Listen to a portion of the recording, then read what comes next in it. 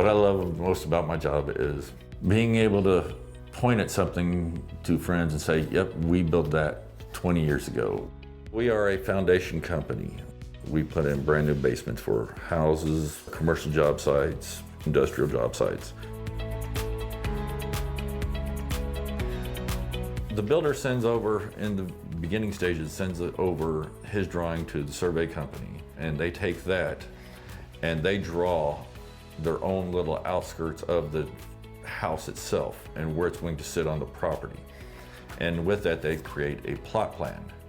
And that plot plan is sent to the city, and the city approves, hey, that's going to sit fine on the property, or it's too close to an easement or utilities or something. And once that's been approved by the city, they send it back, and the survey company sends it to the builder, who passes it on to us. And on these plot plans, some of them actually do give us elevations, so we know if it's a walkout basement or if it's a fully in-ground basement. A walkout basement just tells us, hey, we may need to take equipment out there. Each different company has their own excavator or their own equipment. A lot of companies turn around and have big Caterpillar dozers with tracks that dig the hole that way. Some others use a huge track hoe, which is basically an arm with a bucket at the end, and they will scoop out the dirt and put it off somewhere and then come back with a smaller skid steer, which is a Bobcat or a Takeuchi. It's a miniature version of the dozer that's got a bucket on the front, and go in and clean up the hole after everything's done and smooth it out. We call up a concrete plant or a concrete manufacturing company to say we need 40 yards of concrete at this time, this 3,000 PSI, which is the strength of the material, what we needed added to it, what we don't need to add to it, and what time we need it on site. And typical trucks will hold about 10 yards of concrete, so you have to divide up. All right, I've got 35 yards of concrete.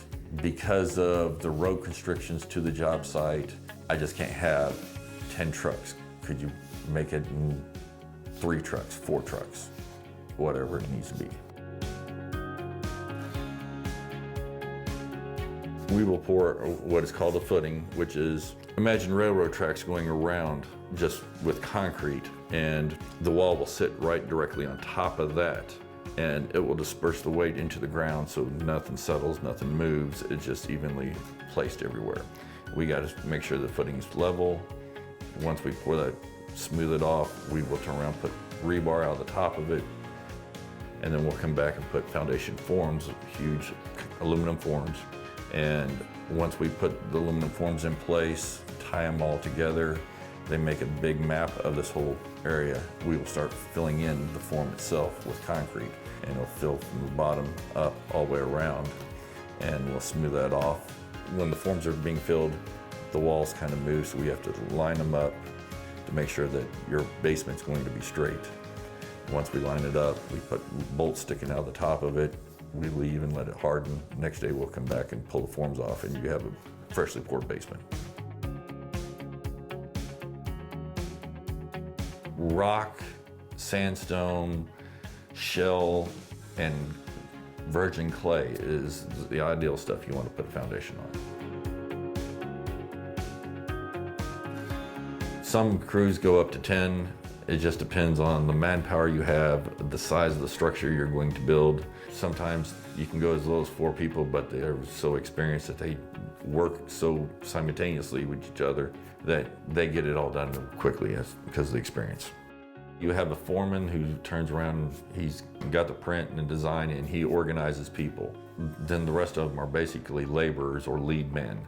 Lead man is just right underneath the foreman, and he can step in if the foreman has to leave the site or go check on another site. The rest of the guys are laborers, and most of them are trained. First thing they do is drop 2x4s into the hole, so they have the forms there and just put it where it needs to go. They cut the boards into the lengths that they properly need, nail them together, put stakes in the ground, and use the stakes to elevate the boards to the elevation that they need.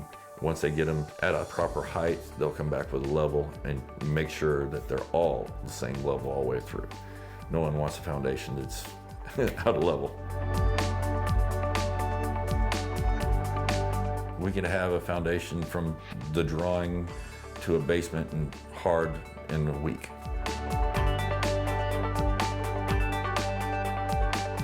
In the beginning steps, you just need to be able to read the tape measure and do the physical labor of it.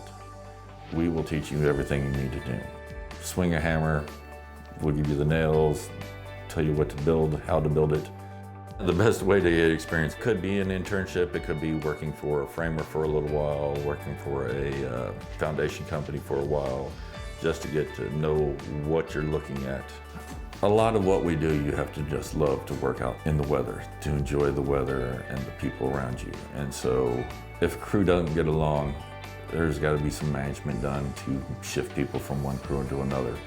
But 90% of the crews work so good with each other that sometimes there's no communication, they just know how to move and they just work outside and enjoy it.